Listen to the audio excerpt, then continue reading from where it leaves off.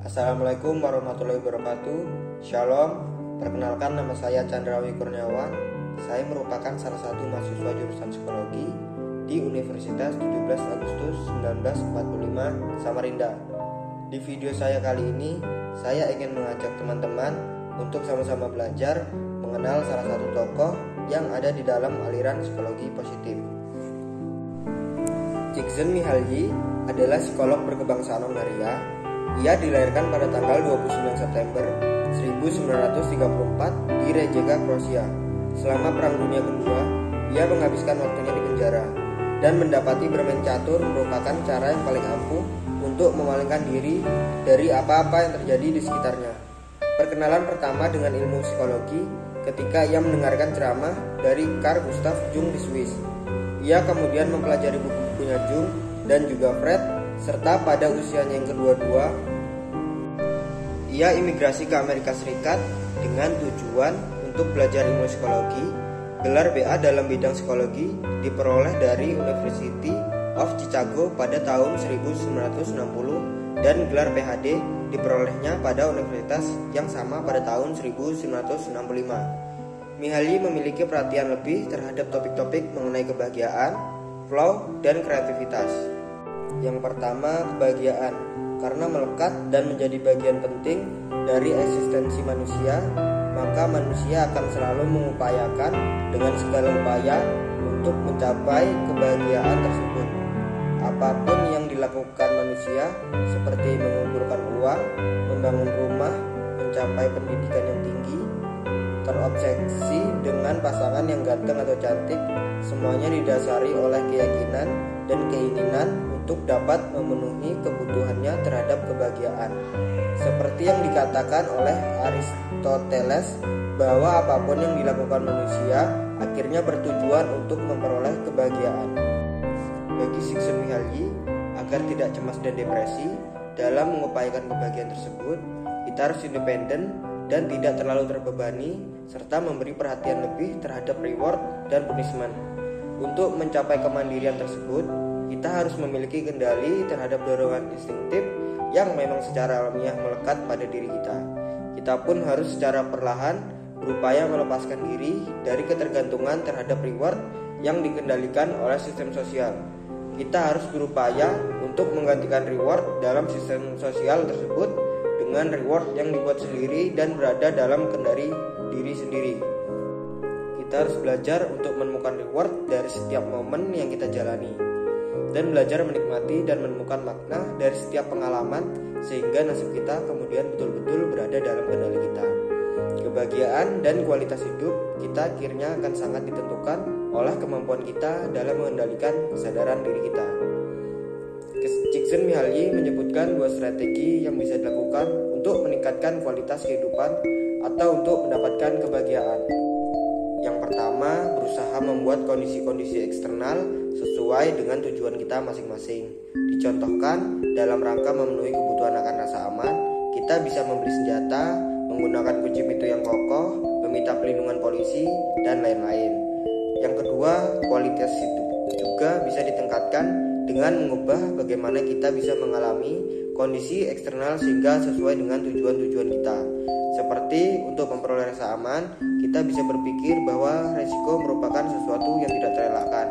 Hidup dalam tekanan dan tantangan kadang lebih menyenangkan, atau kematangan justru akan berkembang ke dalam kesulitan.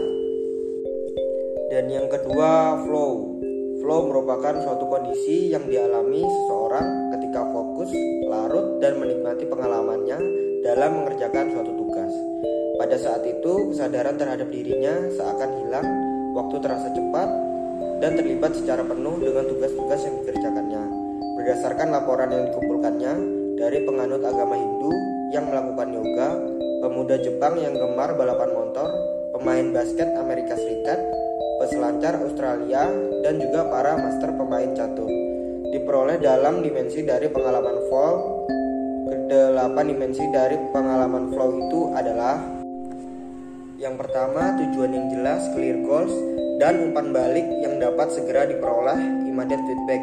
Yang kedua, kesempatan untuk melakukan sesuatu yang sesuai dengan kemampuan yang dimilikinya. Yang ketiga, ketiga, menyatunya antara tindakan dan kesadaran. Yang keempat, terdapat perasaan dapat mengendalikan situasi, namun perasaan mengendalikan ini tidak 100%. Keseimbangan antara kesulitan dan tantangan dengan kemampuan yang dimiliki menjadi kunci akan munculnya pengalaman flow. Yang kelima, konsentrasi terhadap tugas apa yang dikerjakan. Faktor-faktor yang berpotensi mengganggu terabaikan dari kesadaran.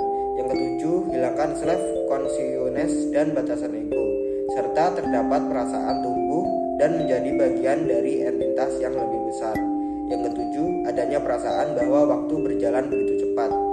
Yang kedelapan, apa yang dilakukannya semata untuk menyelesaikan tugas.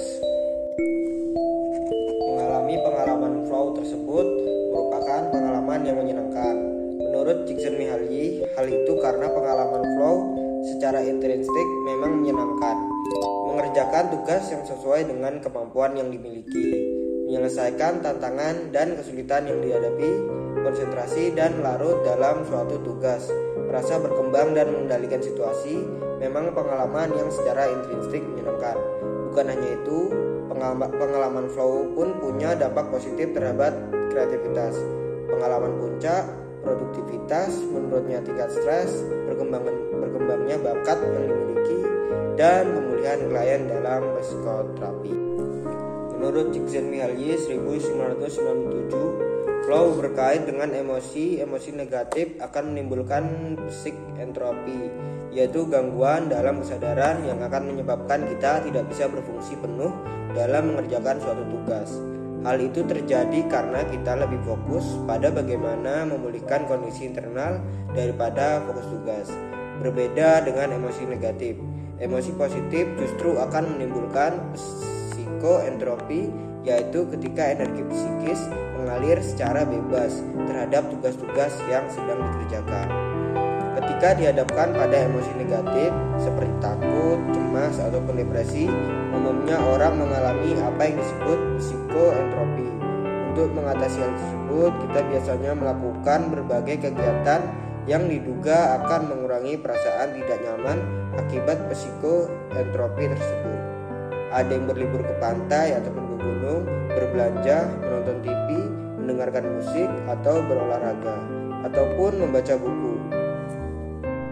Kegiatan-kegiatan tersebut sepanjang tidak memiliki tujuan yang jelas, aturan main yang jelas, dan feedback yang bisa segera diperoleh, maka tidak akan bisa mengembalikan psikoentropi tersebut, kecuali untuk beberapa saat saja, dalam beberapa kesempatan seperti berlibur, main game, atau menonton televisi, justru memperparah psikoentropi. Jadi flow berbeda dengan kebahagiaan. Kebahagiaan tidak mungkin terjadi dalam keadaan flow. Menurut Csikszentmihalyi, orang yang dalam kondisi flow lebih fokus pada tugas-tugas yang dihadapinya, sedangkan orang yang dalam kondisi bahagia lebih fokus pada dirinya sendiri. Jadi kebahagiaan dan flow tidak mungkin menyatu. Flow bisa dikatakan berhubungan dengan kebahagiaan, dan bisa juga dikatakan tidak terdapat hubungan sama sekali. Kebahagiaan ada kalanya diperoleh pasca flow, tapi beberapa kebahagiaan terjadi tanpa diawali flow sama sekali. Itu saja video dari saya, guys. Kurang lebihnya mohon maaf. Saya Chandrawi Kurniawan. Saya akhiri. Wassalamualaikum warahmatullahi wabarakatuh.